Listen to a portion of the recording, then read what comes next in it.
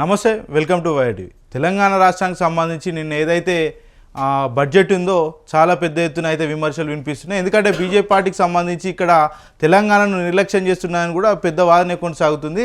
ఇక వాస్తవంగా తెలంగాణకు మరి బడ్జెట్ ఎందుకు కేటాయించలేదు, ఎంత మేరకు బడ్జెట్ కేటాయించారు, అసలు బడ్జెట్ పెట్టకపోవడానికి గల ప్రధాన ఉద్దేశం ఏంది, మరి దీని గురించి నాయకులు ఏం మాట్లాడుకుంటున్నారు, మరి ఉన్న బీజేపీ 8 మంది ఎంపీలు ఏం చేస్తున్నారు అనేది ఆ అంశాల గురించి చర్చిద్దాం. ముందుగా చూద్దాం వాస్తవంగా మరి వాళ్ళు ఏం బడ్జెట్ ప్రవేశపెట్టారు, మన నుంచి ఎన్ని పనులు పోతున్నాయి అనే అంశాల మీద మనం మాట్లాడదాం. ఇక కేంద్ర బడ్జెట్లో రాష్ట్రానికి మరోసారి మొండిచే ఎదురైంది. ఈ ఏడాది బడ్జెట్లోనూ సున్నా కేటాయింపులు జరపడం గమనార్హం. ఇక కేంద్ర ఆర్థిక మంత్రి నిర్మలా సీతారామన్ బడ్జెట్ చదువుతుంటే ఆశగా చూసిన తెలంగాణకు నిరాశ ఎదురైంది. ఇక తెలంగాణ అనే పదమే ఎక్కడా వినబడలేదు. అదే బీహార్ పేరును నిర్మలా సీతారామన్ 10 సార్లు ప్రస్తావించారు. వరుసగా 2 బడ్జెట్లో కేటాయింపులు ఏవీ లేకుండానే తెలంగాణ నెత్తిన గుండు సున్నా చుట్టింది మోడీ సర్కార్. కేంద్ర బడ్జెట్పై అధికార పార్టీ తీవ్ర అసంతృప్తి వ్యక్తం చేయగా ప్రధాన ప్రతిపక్షం బీఆర్ఎస్ జాతీయ పార్టీల చేతగానితనాన్ని ప్రశ్నించింది. 16 మంది ఎంపీలు ఉండి ఏం ప్రయోజనమని నిలదీసింది. మరోవైపు బడ్జెట్పై బీజేపీ ఎంపీలు ప్రశంసల జల్లు కురిపించారు. ఇక చూస్తే నిన్నటి ఏదైతే బడ్జెట్ ప్రవేశపెట్టారో తెలంగాణకు సంబంధించి అసలు జీరో 1 రూపీ కూడా బడ్జెట్ కేటాయించకపోవడం పట్లనైతే తెలంగాణలో ఉన్నటువంటి ప్రధాన ప్రతిపక్షమైన బీఆర్ఎస్ పార్టీ అయితే తీవ్రంగా విమర్శిస్తున్న పరిస్థితి మనం చూస్తున్నాం. ఇక 50 లక్షల కోట్ల బడ్జెట్లో తెలంగాణకు సున్నా బడ్జెట్ కేటాయించారు అనేది మనకు ఇక్కడ క్లారిటీగా అర్థమవుతున్న పరిస్థితి. వరుసగా రెండోసారి మొండిచేయి 8 మంది ఎంపీలు, 2 కేంద్ర మంత్రులున్న గుండు సున్నా చుట్టిన మోడీ సర్కార్. ఇక 8 మంది కాంగ్రెస్, 1 ఎంఐఎం ఎంపీ ఉన్నా నో యూజ్. తెలంగాణ పదవి వినిపించకుండా బడ్జెట్ పూర్తి. హైదరాబాద్ను అసలు పట్టించుకొని కేంద్రం, బీహార్పై వరాల జల్లు, ఏపీకి భారీగా నిధుల కేటాయింపు. ఇక తెలంగాణకు సంబంధించి ఎంతమంది మంత్రులు ఉన్నారంటే ఇక్కడ మనం ఒకసారి చూద్దాం. మరి తెలంగాణలో బీజేపీకి సంబంధించి ఎంపీలు ఎవరు ఉన్నారనే అంశాల మీద ఒకసారి మనం మాట్లాడదాం. ఎందుకంటే వాళ్ళు తెలంగాణ ప్రజలు కావాల్సుకొని మోడీని ప్రధాని చేద్దామనే ఉద్దేశంతో ఈ 8 మందిని అయితే ఏరుకోరి చేసుకున్నారు. మరి వాళ్ళు ఏం చేస్తున్నారు అని చూద్దాం. ఒకటి, తెలంగాణకు సంబంధించి ఒక కేంద్ర మంత్రి ఉన్నాడు కిషన్ రెడ్డి. ఈయన సికింద్రాబాద్ నుంచి ఎంపీగా ఉన్నాడు. అదేవిధంగా చూసుకుంటే ఇంకొక ఆయన బండి సంజయ్ కరీంనగర్ నుంచి ఉన్నాడు. ఈయన సహాయ మంత్రి ఉన్నాడు, అది తెలిసిన విషయమే. ఇక ఇట్లా చెప్పుకుంటూ పోతే రఘునందన్ రావు ఉన్నాడు. ఇక రఘునందన్ రావు అయితే మరి ప్రతి క్షణం కూడా ప్రతిపక్షాలకు కావచ్చు, ఇటు అధికార పక్షాలకు కావచ్చు నిరంతరంగా మాట్లాడతారు. కానీ మరి ఎందుకో పార్లమెంటులో మూగవేయనట్టు కూర్చున్నాడు. బడ్జెట్ రాకపోవడం పట్లనైతే ఏమాత్రం కూడా స్పందించలేదు. పైగా మా ప్రభుత్వం చాలా గొప్పగా పనులు చేస్తుంది, బడ్జెట్ చాలా బాగుందని అయితే చెప్తున్నాడు. మరి ఎందుకు చెప్తున్నాడో అర్థం కాని పరిస్థితి. ఇక ఈటల రాజేందర్ ఇక్కడ మన హైదరాబాద్ అంటే మల్కాజ్గిరికి సంబంధించి ఉన్నాడు. ఇక కొండ విశ్వేశ్వర్ రెడ్డి చేవెళ్ళ, ఇంకా నాగేష్ ఆదిలాబాద్,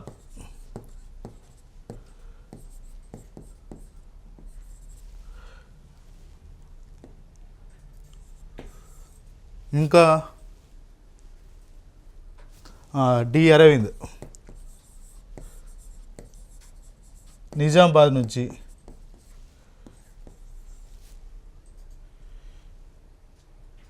డికే అరుణ,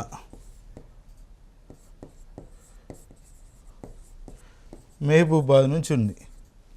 అంటే వాస్తవంగా ఇంతమంది అంటే మనకు సంబంధించి 8 మంది ఎంపీలు ఉన్నారు. 8 మందిలో ఎంపీలు ఉన్నా కూడా వీళ్ళు బడ్జెట్ చూసుకుంటే 1 2 3 4 5 6 7 8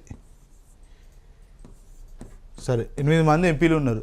8 మంది ఎంపీలు ఉండి వీళ్ళు తెలంగాణకు మరి బడ్జెట్ ఏమైనా తెచ్చిర్రా? తెలంగాణ ప్రజలు ఓట్లేస్తే గెలిచి ప్రధానమంత్రి నరేంద్ర మోడీని 3వ సారి కూడా ఎన్నుకున్నారు. కానీ వీళ్ళకి వచ్చింది మాత్రం శూన్యంగా చెప్పుకోవచ్చు. అంటే తెలంగాణలో ఏదైతే కేంద్రంలో ఉన్నటువంటి అధికార పార్టీకి చెందినటువంటి తెలంగాణ ఎంపీలు మాకు బడ్జెట్ రాలేదని అడగలేదు. అదేవిధంగా చూసుకుంటే ఆర్థిక మంత్రి నిర్మలా సీతారామన్ అక్కడ ఉన్నటువంటి ఏదైతే బీహార్ సంబంధించి ఎలక్షన్లు దగ్గరలో ఉన్నాయి కాబట్టి ఆమె 10 సార్లు ప్రస్తావించింది, కానీ తెలంగాణ అంశాన్ని కూడా ఒక్కసారి కూడా ఆ అంశాన్ని ప్రస్తావించలేదు. దానికి కూడా ఇక్కడ ఉన్నటువంటి 8 మంది ఎంపీలు కూడా ఎట్లాంటివి వ్యాఖ్యలు చేయలేదు.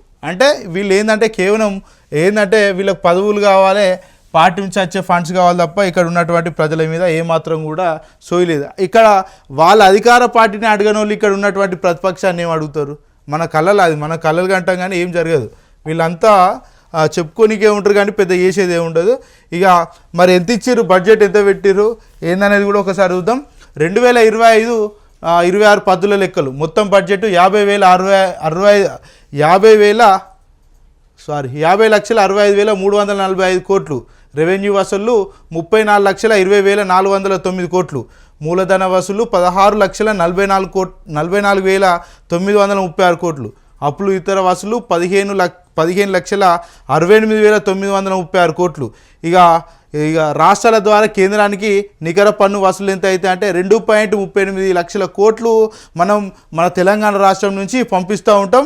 మరి పన్నులు కాకుండా ఇంకా వేరే రకంగా వచ్చే ఆదాయాలు ఏంటంటే 5.83 లక్షల కోట్లు ఇంకా పన్నులు, అంటే ఈ జిఎస్టీ కాదు, ఈ పన్నులు అన్నీ కాక మినహాయింపు ఏవైతే కేంద్ర ప్రభుత్వం ఉన్నటువంటి ఏదైతే వాణిజ్యాలు కావచ్చు ఇంకా వేరే రకాలుగా వచ్చేటువంటి పన్నును కూడా ఇంత మొత్తంలో పంపిస్తున్నాం. ఇక 2025-26 ద్రవ్యలోటు 4.4% అంచనా. అంటే వాళ్ళు పంపించే దాంట్లో ఏ మేరకు ఉందనేది అర్థం చేసుకోవచ్చు. ప్రభుత్వ స్థూల పన్ను ఆదాయం 42.70 లక్షల కోట్లు. జీడిపిలో ఆర్థిక లోటు 4.8%. అంటే తెలంగాణకు ఏ మేర అన్యాయం జరుగుతుంది అనేది ఇక్కడ మనకు క్లారిటీగా చూస్తే అర్థమవుతుంది.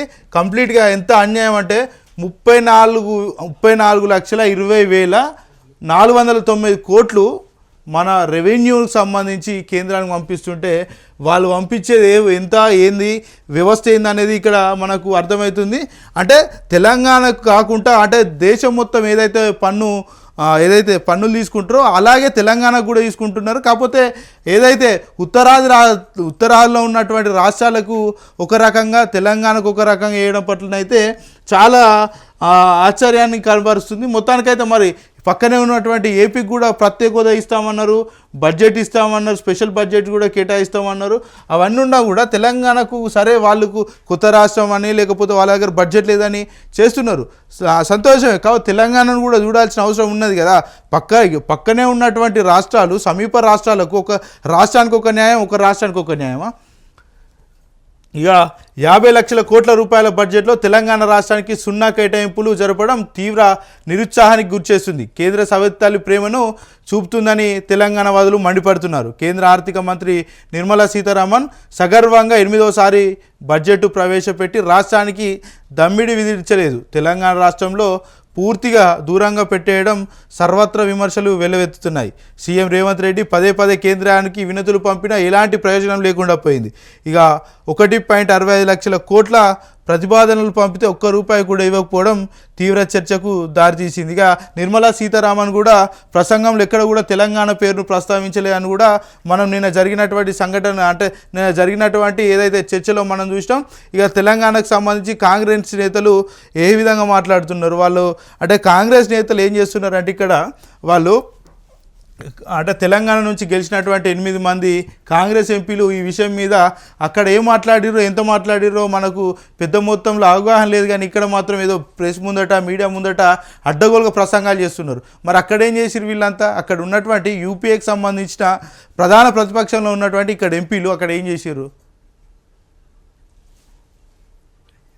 ఇక మరి కిషన్ రెడ్డి ఏం చెప్తున్నాడు అనేది కూడా చూసే ప్రయత్నం చేద్దాం.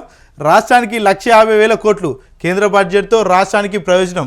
మీడియాతో కేంద్ర మంత్రి కిషన్ రెడ్డి అంటే ఈ 150,000 కోట్లకు సంబంధించింది ఇతర రాష్ట్రాలకు ఏ విధంగా వంచుతున్నారో మన రాష్ట్రానికి కూడా వంచిరు తప్ప స్పెషల్గా మన తెలంగాణకు అలాట్ చేసింది అయితే ఏం లేదు.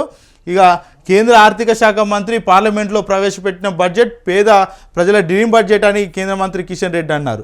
శనివారం ఆయన మీడియాతో మాట్లాడుతూ కేంద్ర బడ్జెట్తో తెలంగాణకు జరిగే ప్రయోజనాలను వివరించారు. అంటే డ్రీమ్ బడ్జెట్ అంటే కలలు అనే బడ్జెటే తప్ప కలలు సాకారమే బడ్జెట్ కాదని కిషన్ రెడ్డి గారు చెప్పినట్టు ఇక్కడ మనకు అర్థమవుతుంది. ఎందుకంటే మనం చూసినాం వాస్తవంగా తెలంగాణకి ఎంత మోతాదులో వీళ్ళు బడ్జెట్ అలొకేషన్ చేసిరు, మరి తెలంగాణ నుంచి పన్నులు ఏ విధంగా తీసుకుంటున్నారు అనే విషయాలపై మనకు అవగాహన ఉన్నది కాబట్టి ఏ మోతాదులో మనకు న్యాయం చేసిరు అనేది అర్థమవుతున్న పరిస్థితి. ఇక తెలంగాణకు సంబంధించిన ఎవరైతే కేంద్ర సహాయ మంత్రి బండి సంజయ్ ఏం మాట్లాడుతున్నాడు ఒకసారి చూద్దాం. దేశ గతిని మార్చే అద్భుత బడ్జెట్, సంపన్న వర్గాల సంక్షేమమే ధ్యేయం, ప్రతిపక్షాలది అనవసర రాద్ధాంతం. బడ్జెట్పై బండి సంజయ్ కామెంట్స్. ఇక దేశ గతిని మార్చే అద్భుతమైన బడ్జెట్ను కేంద్ర ప్రభుత్వం ప్రవేశపెట్టిందని, పేద మధ్యతరగతి యువ రైతు సంక్షేమానికి ఈ బడ్జెట్ ఎంతగానో ఉపయోగపడుతుందని కేంద్ర హోంశాఖ సహాయ మంత్రి బండి సంజయ్ అన్నారు. శనివారం పార్లమెంట్లో కేంద్ర ఆర్థిక శాఖ మంత్రి నిర్మలా సీతారామన్ ప్రవేశపెట్టిన బడ్జెట్పై ఆయన స్పందించారు. ఈ సందర్భంగా ఆయన ఒక ప్రకటన విడుదల చేసిండు. మరి బండి సంజయ్ విషయానికి సంబంధిస్తే ఇక్కడ ఉన్నటువంటి రేవంత్ రెడ్డి తోటి డైరెక్ట్గా నేరుగా ఫోన్లో మాట్లాడేటువంటి బండి సంజయ్ రేవంత్ రెడ్డి మరి బడ్జెట్పై వీళ్ళు ఎందుకు పరస్పర ఒప్పందాలు చేసుకుంటలేరు? ఇక్కడ గతంలో ఏదైతే కేసీఆర్ మరి దూరంగా ఉన్నాడు, ప్రధానమంత్రి వస్తే గౌరవం ఇవ్వలేదు అని పెద్ద మొత్తంలో ఆ రోజు వీళ్ళు చెప్పిన పరిస్థితి ఉంది. మరి బడే బాయ్ చోటే బాయ్ అన్నారు. అంతర్గతంగా ఇద్దరం మంచి ఒప్పందాలతో ఉంటాం, ఇద్దరం కలిసిమెలిసి పనిచేస్తాం, ఖచ్చితంగా రాష్ట్రానికి కేంద్ర అవసరం కూడా ఉంటుందని ఇప్పుడు రేవంత్ రెడ్డి చెప్పిండు. బండి సంజయ్ కూడా అన్నారు చాలా సందర్భాల్లో, చాలా వేదికలో. మరి ఈరోజు వీళ్ళిద్దరికి ఏమైంది? ఎందుకు మరి ఈ ఒప్పందాలు ప్రజలకు ఉపయోగపడే ఒప్పందాలా, లేకపోతే వీళ్ళకి సంబంధించిన ఏమన్నా పర్సనల్ ఒప్పందాలా అర్థం కాని పరిస్థితి అయితే ఇక్కడ కనబడుతుంది. ఈ అవగాహన లేక మాట్లాడుతున్నారు. దేశానికి దిశను చూపే బడ్జెట్ ఇది. ఢిల్లీలో మల్కజ్గిరి ఎంపీ ఈటెల కేంద్ర ఆర్థిక మంత్రి నిర్మలా సీతారామన్ శుక్రవారం పార్లమెంట్లో ప్రవేశపెట్టిన బడ్జెట్ పేద ప్రజల సంక్షేమానికి పెద్దపీట వేసిందని మల్కజ్గిరి ఎంపీ ఈటెల రాజేందర్ అన్నారు. బీజేపీ తీసుకుంటున్న నిర్ణయాల ఫలితాలను ప్రజలు అర్థం చేసుకొని దేశవ్యాప్తంగా పట్టం కడుతుంటే అది చూసి ఓర్వలేని వారు మాత్రమే బడ్జెట్పై విమర్శలు చేస్తున్నారని ఆయన పేర్కొన్నట్టయితే ఇక్కడ ఇంకొక అంశం చూడవచ్చు. ఇక తెలంగాణకు సంబంధించి బడ్జెట్ ఈ విధంగా ఉన్నది అనేది ఇక్కడ అర్థమవుతుంది. ఇక మనం నిన్న చూసాం మరి బీఆర్ఎస్ పార్టీలు ఏ విధంగా స్పందించారు అనే దాని గురించి మాట్లాడింది. ఎందుకంటే బీఆర్ఎస్ పార్టీకి సంబంధించిన ఎంపీలు కూడా పార్లమెంట్లో లేరు. మరి గతంలో ఉండే గట్టి మొత్తంలో వీళ్ళు ప్రశ్నించారు, బడ్జెట్ కూడా తీసుకుని వచ్చిన పరిస్థితులు కూడా ఉండే. కాకపోతే ఇప్పుడు ఉన్నటువంటి ఏదైతే 8 మంది కాంగ్రెస్ ఎంపీలు, అదేవిధంగా చూసుకుంటే 8 మంది బీజేపీ ఎంపీలు కూడా మరి తెచ్చిన గుండోసున్నానే వీళ్ళు ప్రశ్నిస్తున్న పరిస్థితి. ఇక రాష్ట్రానికి గుండుసున్న 16 మంది ఎంపీలు తెచ్చింది ఇదే. జాతీయ పార్టీలు రాష్ట్ర ప్రయోజనాలు కాపాడలేవు, మరోసారి కేంద్ర బడ్జెట్తో రుజువైంది. బీజేపీతో రేవంత్ రెడ్డి చీకటి ఒప్పందాలు, కాంగ్రెస్ను సీఎంగా ఉంటూ బీజేపీకి గులాంగిరి, ఇతర రాష్ట్రాల ఎంపీలకు నిధుల వరద, మన ఎంపీలు దద్దమ్మలా వ్యవహరించారు, బీజేపీ కాంగ్రెస్ క్షమాపణలు చెప్పాలి, కేంద్ర బడ్జెట్పై కేటీఆర్ ఆగ్రహం. అంటే రేవంత్ రెడ్డికి సంబంధించి బీజేపీకి సంబంధించి రహస్య ఒప్పందాలు చేసిరు. ఇక్కడ ఉన్నటువంటి ఎంపీలు దద్దమ్మల్లా వ్యవహరించారు. ఖచ్చితంగా వీళ్ళంతా కూడా తెలంగాణ సమాజానికి క్షమాపణలు కోరాలని అయితే చెప్తున్నటువంటి పరిస్థితి అక్కడ చూడవచ్చు. ఇక దేశం అంటే కొన్ని రాష్ట్రాలైనా కేంద్ర బడ్జెట్ బాధాకరం, రాజకీయ అవసరాలకే బడ్జెట్, ఎన్నికలు ఉన్న రాష్ట్రాలకు వరాలు, ఎన్నికలు లేని రాష్ట్రాలపై వివక్ష, ఎంపీలంతా ఏం చేస్తున్నారంటూ హరీష్ రావు అయితే ఫైర్ అయిన పరిస్థితి చూడవచ్చు. ఇక 8 మంది బీజేపీ ఎంపీలు, 8 మంది కాంగ్రెస్ ఎంపీలు ఉంటే వీళ్ళు ఇచ్చిన బడ్జెట్ మొత్తం కూడా గుండు సున్నా అని కూడా చెప్తున్న పరిస్థితి. ఇక బడ్జెట్ కేటాయింపులపై ఎమ్మెల్సీ కవిత కూడా చాలా పెద్ద ఎత్తున నిన్న ప్రెస్ మీట్ పెట్టి చెప్పిన పరిస్థితులు మనం చూసినాం. కేంద్ర బడ్జెట్లో తెలంగాణకు నిధులు కేటాయించకపోవడంపై ఎమ్మెల్సీ కవిత అసహనం వ్యక్తం చేశారు. 8 మంది బీజేపీ ఎంపీలు, 8 మంది కాంగ్రెస్ ఎంపీలు తెలంగాణకు తెచ్చింది సున్నా అంటూ నిన్న ట్విట్టర్ వేదిక ద్వారా ట్వీట్ చేసిన పరిస్థితి. ఇక అడిగిందేంటి ఇచ్చిందేంటి, కేంద్ర బడ్జెట్పై సీఎం తీవ్ర అసంతృప్తి, తీరని అన్యాయం జరిగిందన్న మంత్రి శ్రీధర్ బాబు. ఇవన్నీ కేవలం ప్రెస్ ముందట మాట్లాడే తప్ప అంటే అక్కడ ఉన్నటువంటి కేంద్రానికి సంబంధించిన మంత్రుల దగ్గర మాట్లాడే పరిస్థితులు కూడా ఉండే. ఎందుకంటే సీఎం రేవంత్ రెడ్డి ఇప్పటి వరకు 30 సార్లు ఇప్పటి వరకు కూడా హెలికాప్టర్లో కావచ్చు, ప్రత్యేక విమానంలో కావచ్చు వెళ్ళి అక్కడ ఉన్నటువంటి కేంద్ర మంత్రులను కలుస్తున్నా, బడ్జెట్ తీసుకురావడానికి వెళ్తున్నా, ఒప్పందాలు చేయడానికి వెళ్తున్నా, కేంద్రం ప్రభుత్వంతో సమన్వయం పాటించడానికి నేను వెళ్తున్నా అని పదే పదే చెప్పిండు. మరి 30 సార్లు వేది కూడా ఈరోజు విఫలమైందంటే ఆయన మరి కలిసిన ఒప్పందాలు ఏమైనా రాష్ట్రానికి కేంద్రానికి సంబంధించిన ఒప్పందాలా లేకపోతే ఆయన పర్సనల్ ఒప్పందాలా అనే విషయం అయితే ఇక్కడ మన కళ్ళగట్టినట్టు కనబడుతున్న పరిస్థితి. ఇక వేతన జీవులకు భారీ ఊరట. ఏడాదికి ₹12 లక్షల ఆదాయం ఉంటేనే నో ట్యాక్స్. బీహార్కు బడ్జెట్లో భారీ కేటాయింపులు. రక్షణ శాఖ ₹4,91,732 కోట్లు. విద్య 1,28,650 కోట్లు. ఆరోగ్యం ₹98,311 కోట్లు ప్రతిపాదించినట్టయితే ఇక్కడ మనకు కనబడుతున్న పరిస్థితి. ఇక తెలంగాణకు సంబంధించి నిన్నటి వరకు కూడా 10 మంది ఎమ్మెల్యేలు తిరుగుబాటు చేస్తున్నారు. పొంగులేటి శ్రీనివాసరెడ్డి మీద పెద్ద ఎత్తున వ్యతిరేకత ఉన్నదని అయితే మనం మాట్లాడుకున్నాం. కానీ ఈరోజు చూసుకుంటే ఇంకా 6కు సంఖ్య పెరిగింది. ఇంకా రానున్న రోజుల్లో ఇంకా ఎక్కువ పెరిగే అవకాశాలు ఉన్నాయంటూ కూడా చాలా పెద్ద ఎత్తున రాజకీయాల్లో మాత్రం చర్చ నడుస్తుంది. ఇక సీఎం మంత్రికి వ్యతిరేకంగా రహస్య మీటింగ్. జడ్చర్ల ఎమ్మెల్యే ఫామ్ హౌస్లో ఒకేసారి హైదరాబాద్లోని ఓ హోటల్లో రెండు సార్లు మీటింగ్ పెట్టుకున్న ఎమ్మెల్యేలు ఇంటెలిజెన్స్ అలర్ట్తో అధికారులు లేకుండానే మంత్రులతో కమాండ్ కంట్రోల్ సెంటర్లో సీఎం రేవంత్ రెడ్డి భేటీ. మా ఎమ్మెల్యేల మీటింగ్ నిజమేనన్న పీసీసీ చీఫ్. కేవలం భోజనం కోసమే కలిశారని వివరణ. అంటే వాస్తవంగా అక్కడ కలిసినటువంటి ఎమ్మెల్యేలు సీక్రెట్గా మాట్లాడుకున్నారు, అది వాస్తవమే అని పీసీసీ అధ్యక్షుడు మహేష్ కుమార్ చెప్తున్నారు. కాకపోతే అక్కడ జరిగినటువంటి సిచ్యువేషన్ ఎందుకు మరి హడావుడిన మరి వాళ్ళు భోజనాల కోసం తినడానికి కలిసి అక్కడ ఏర్పాటు చేసుకుంటే అంత సీక్రెట్గా హోటల్లో కలవాల్సిన పరిస్థితి ఏముంటుంది. దానికి సీఎం రేవంత్ రెడ్డి మంత్రులతోటి కమాండ్ కంట్రోల్ రూమ్లో మీటింగ్ ఏర్పాటు చేసి హడావుడి చేయాల్సిన అవసరం ఏముంటుంది. అంటే పూర్తి మొత్తంలో చూసుకుంటే కంప్లీట్గా ఇందులో అంటే కాంగ్రెస్ పార్టీలో ఉన్నటువంటి 16 మంది ఎమ్మెల్యేలు వాళ్ళు వేరే పార్టీకి వెళ్తారా లేకపోతే వాళ్ళు న్యూట్రల్గా ఉంటారా లేకపోతే వాళ్ళు ఒక పార్టీ ఫామ్ చేస్తారా అనే అంశాలపైన అయితే పెద్ద ఎత్తున చర్చ కూడా నడుస్తుంది. ఎందుకంటే చాలా పెద్ద ఎత్తునైతే పార్టీకి సంబంధించిన మంత్రులకు ఎమ్మెల్యేలకు పొసగడం లేదని అయితే మనకు అర్థమవుతున్న పరిస్థితి. ఇక 10 స్థానాల్లో ఉప ఎన్నికలు. సుప్రీం ఆదేశాలతో బై ఎలక్షన్స్ అనివార్యం. పార్టీ మారిన ఎమ్మెల్యేల్లో గుబులు. ప్రభుత్వంపై ఉన్న వ్యతిరేకత నేపథ్యంలో మళ్ళీ ఎన్నికలు వస్తే గెలుస్తామా లేదా అన్న టెన్షన్. నేను కొడితే మామూలుగా ఉండదు అంటూ కేసీఆర్ వ్యాఖ్యల సారాంశం ఏంటి? ఆసక్తికరంగా మారిన రాజకీయ పరిణామాలు. ఇక ఎవరైతే పార్టీ మారిన ఎమ్మెల్యేలు ఉన్నారో వాళ్ళు ఈరోజు మళ్ళీ తిరిగి మా కాంగ్రెస్ పార్టీలో మమ్మల్ని ఎవరు కూడా పట్టించుకోవట్లేదు, మాకు పనులు కూడా అవుతలేవు, ఏదో జరుగుతాయని గాల్లో మేడలు కట్టి పోయినాం కానీ అక్కడ ఏం జరిగే పరిస్థితులు కూడా లేవు. తిరిగి మరి బీఆర్ఎస్ పార్టీకి పోదామంటే అక్కడ ఉన్నటువంటి అధినేత కేసీఆర్ మమ్మల్ని రాణిస్తలేడు. ఇటు చూసుకుంటే జనాలు తిడుతున్నారు, మేము ఎవరి దగ్గర ముఖం చూపెట్టుకోలేకపోతున్నామని తీవ్రంగా గుబులు చెందుతున్నారు. ఆ గుబులు చెందినా కూడా పాపం వాళ్ళ పరిస్థితి ఏంటంటే రేపో ఎల్లుండో నిన్న వేసినటువంటి ఏదైతే కేసీఆర్ వ్యాఖ్యల నేపథ్యంలో అది నిజంగానే వీళ్ళు డిస్క్వాలిఫై మళ్ళీ ఉప ఎన్నికలు వచ్చే అవకాశాలు ఉన్నాయని కూడా పెద్ద మొత్తంలోనైతే చర్చ నడుస్తుంది. ఇక్కడ ఉన్నటువంటి ఎమ్మెల్యేలు కూడా మళ్ళీ ఎలక్షన్లు పెట్టినా కూడా మేము గెలిచే పరిస్థితి లేవని కూడా పెద్ద ఎత్తున బాధపడుతున్నట్టు కూడా వాళ్ళ కింద ఉన్నటువంటి అనుచరులు కూడా తెలుపుతున్న పరిస్థితి. ఇక రేవంత్కు ఇకపై సినిమా చూపిస్తాం. హనీమూన్ పీరియడ్ ముగిసింది. కేసీఆర్ కొడితే ఎట్లుంటుందో నీ కొత్త బాస్ అమ్మను అడుగు. కేసీఆర్ కట్టె లేకుండా నడవడం కాదు, దమ్ముంటే కమిషన్ లేకుండా ప్రభుత్వాన్ని నడుపు. కేసీఆర్ అంటే ఓ హిస్టరీ, రేవంత్ అంటే ఓ లాటరీ. అనుముల రేవంత్ కాదు, అబద్ధాల రేవంత్. ఒక్క ఊరిలో 100% రుణమాఫీ జరిగినట్టు చూపిస్తే రాజకీయ సన్యాసం తీసుకుంటా. దమ్ముంటే లగచర్లకు సెక్యూరిటీ లేకుండా రా, నేను తొందరలేనే వస్తా, దమ్ముంటే ఆపు. ఇక దాసనాయక్ తాండలో అంబేద్కర్ విగ్రహాన్ని ఆవిష్కరించిన కేటీఆర్.